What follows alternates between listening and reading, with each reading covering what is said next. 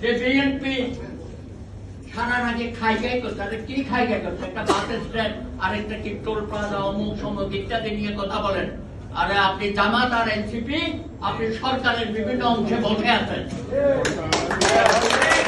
আপনারা রাষ্ট্র পরিচালনা করছেন, আপনি রেলে বসে আছেন, চিকিৎসা বিভাগে বসে আছেন, নিয়োগ প্রক্রিয়ার মধ্যে আপনারা ঢুকে গেছেন, সেখানে লক্ষ কোটি কোটি টাকার ব্যবসা বাণিজ্য আপনারা করতেছেন।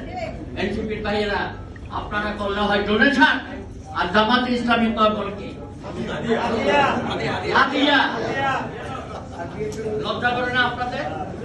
সুতরাং সরকারে না থেকে, নির্বাচন না করে রাষ্ট্রের সমস্ত সুযোগ সুবিধা পাচ্ছে, এই জন্যই বলেন যে নির্বাচনটা না হোক। সেটা হবে না। আপনাদের ভূমিকা এখনো মাত্রার নাই জাতির কাছে। অবশ্যই বাংলাদেশের জনগণ এখনো আপনাদেরকে ক্ষমা করে নাই, যতদিন আপনারা চাইবেন। এবং সাথে পেয়েছেন বাছুর। বাছুর মানে কি বুঝছেন তো? আমি সেই বাছুরদের দিয়ে আপনি নির্বাচন ঠেকাবেন। আমি ভোট দেব ফিরোজপুরে, আর লোক আসবে সিঙ্গাপুর থেকে, এটা হচ্ছে পিআর। বুঝেন নাই? সুতরাং